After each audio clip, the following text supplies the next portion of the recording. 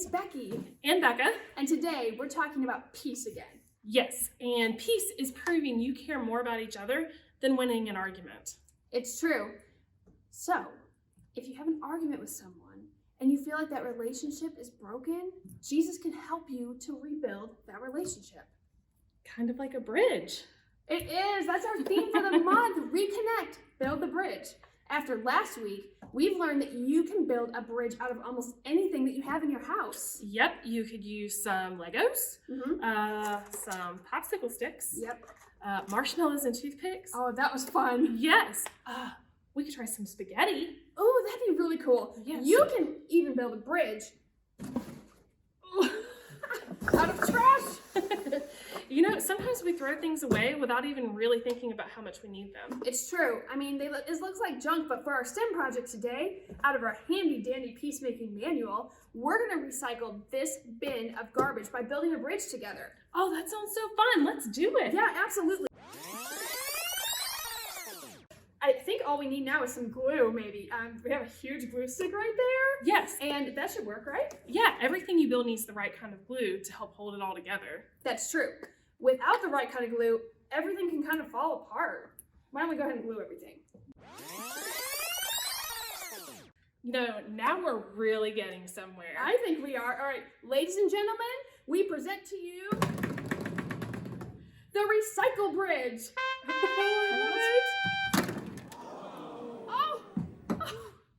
Oh! See, it's hard to make things stick together when you don't have the right kind of glue. Oh. As you'll discover in today's story, told by our good friends, helping people stick together takes the right kind of glue too. So stick around. Oh, brother, that was worse than my Peaster joke last week. Let's see what our friends have to say, and we'll catch you in a little bit. The Bible.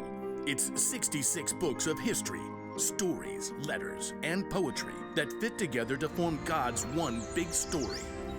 The epic adventure of how He created us and loves us so much that He made a way to rescue us. As we travel through the Bible, from Genesis to Revelation, we discover people who met God and found their lives changed forever.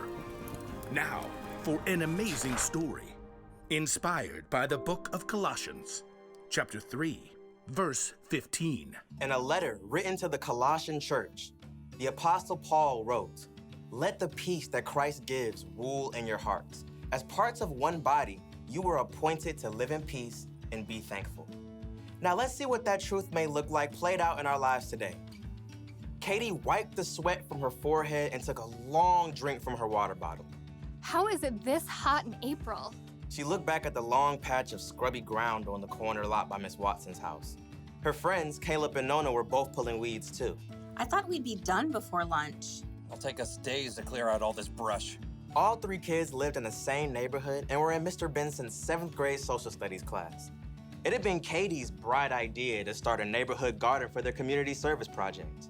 Well, we have to finish, unless you want to fail social studies. Even though the friends had been working for a couple of hours already, they'd only cleared the brambles from a small patch of land at the corner. Even when we finish pulling weeds, we still have to dig up the dirt. Yeah, and plant the seeds and water them and stuff. Look, we just need to get it done. I really want an A, okay? Let's use what we've cleared so far and pick one thing to plant. Sunflowers. What? They're big. They're bold. They'll brighten up the whole neighborhood. I don't want to plant flowers. Katie did a quick search on her phone for backup. Plus, you aren't supposed to plant sunflowers until summer. That's a big fat fail for class. Well, it feels like summer. We should plant a pumpkin patch. I mean, how awesome will it be to have all the little kids come right here to get their pumpkins in the fall? That's like half a year away. You guys. Plus 2 words, pumpkin pie. 2 more words, is disgusting. Katie jumped right between her sparring friends. You guys, we need something easy that will actually grow now before the end of the school year. I looked it up. She held up her phone and showed them a picture of small flowers with viney green stalks. What are those even? You have got to be kidding me. Katie checked her screen again. Petunias. We can plant them right here by the stop sign. They grow super fast, we'll get a good pick for class, and then we're done. I thought the whole point of this was to help people. Petunias are nice. This is ridiculous. Something that small will just get overrun by all the weeds we haven't pulled.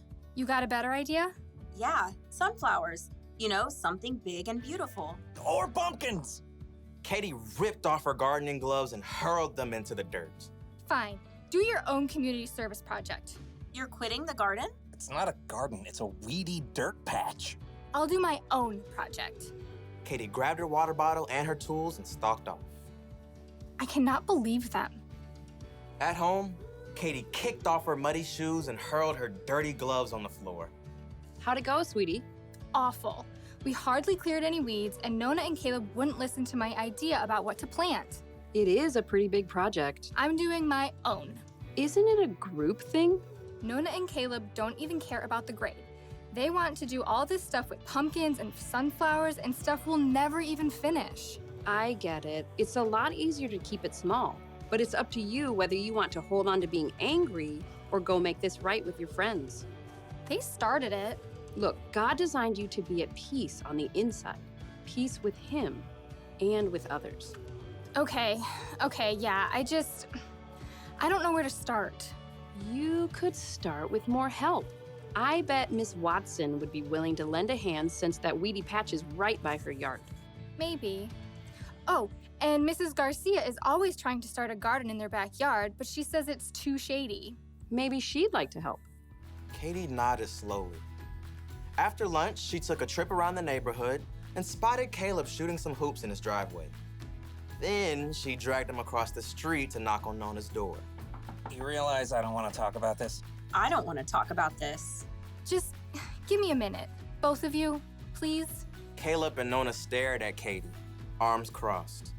I'm really sorry. I got so stuck on making an A that I didn't listen to your ideas. I was just so hot and frustrated. Katie's friends waited. I talked to Mrs. Watson and the Garcias and that family with the little kids by the stop sign. They all want a garden, like a big vegetable garden. They want to help us. Really? We could clear the lot pretty fast with that much help. And we can plant everything, tomatoes and beans and carrots and sunflowers and pumpkins and whatever people want to eat. We'll have to help keep it up over the summer though. All the way to pumpkin season. Exactly. Okay, I'm in. Caleb gave Katie a high five. Then they both turned to Nona. She hesitated. Okay, sure, but you're not gonna get me to eat pumpkin pie, because sweet potato is way better. Deal. The Garcias can help out tomorrow afternoon, so we can get back to it then. Katie headed home, relieved that she was on good terms with her friends again and at peace on the inside. She was living out the truth of Paul's words. Let the peace that Christ gives rule in your hearts. As parts of one body, you are appointed to live in peace and be thankful.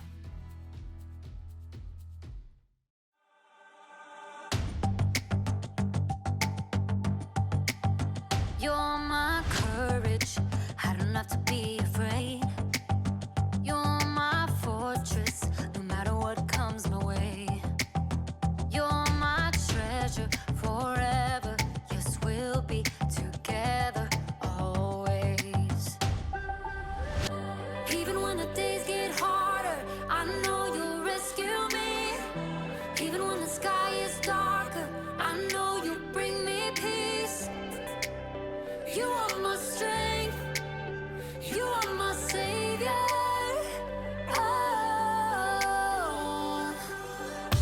Even when the road gets longer, I know you'll be with me. Even when the waves crash harder, your face is all I see.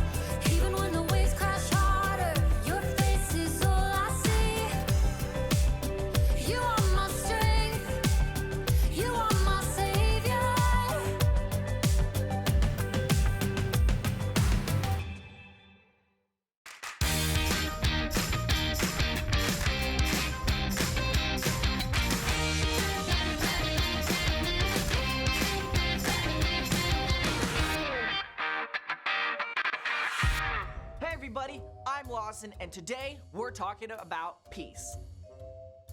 Piece of cake? It smells so good. And does anybody have a fork? Peace, Lawson, not peace. Yeah, I know. P-E-A-C-E on Earth and all that. I just wanted an excuse to eat cake. Anyhow, at least there are cookies in today's story about P-E-A-C-E peace, as told to me by my young friend Raj. Now, Raj lives like 5 houses down from the school. So every morning at 7:35, he heads out the front door and down the sidewalk.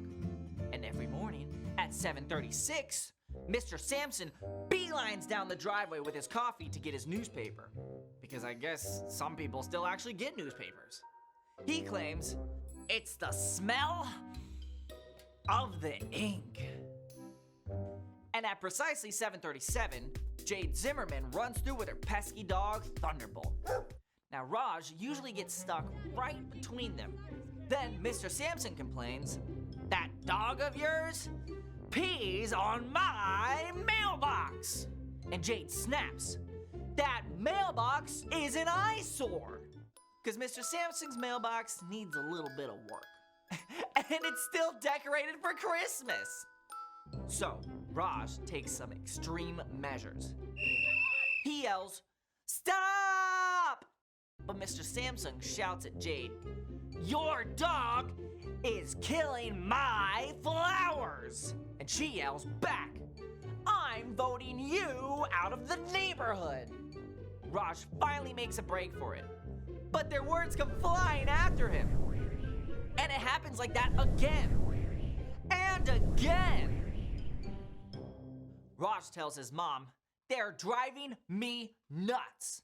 And she says, "Maybe you can help."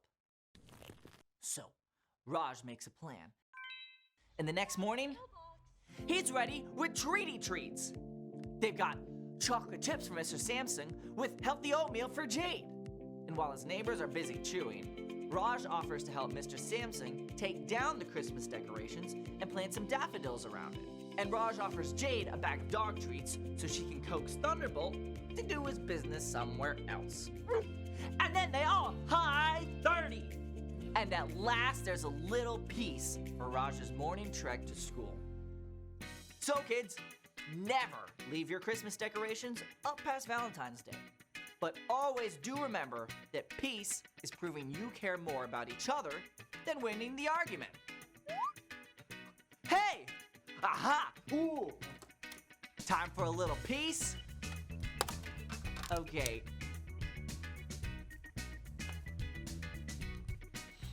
It's so good. I'll see you guys next time. I love you so much. Some days, people are hard to get along with. Your sister spills her milk on your homework. Or your mom makes lunch with that weird kind of bread you keep telling her that you don't like. Ooh, yeah, no, that's not good. Or you have an argument with your friend over like a group project or who gets to go to bat first. Sometimes you just want to yell at everybody. Yep, I have those moments. But you know what? The Apostle Paul reminds us in the story today in his letter to the Colossians, "Let the peace that Christ gives rule in your hearts. As part of one body, you were appointed to live in peace." That's from Colossians 3:15. Oh, that's so good. Did you hear that? It's your job to make peace with the people around you. It's one of the things that you were actually made for. Oh, yeah, you were. But you don't have to do it alone. You can have the peace that Jesus gives, and he'll be with you, even when it's really, really hard. Yep, and his peace is strong and powerful. Oh, it's so powerful. It's actually the glue that holds relationships together, even when people mess up big time.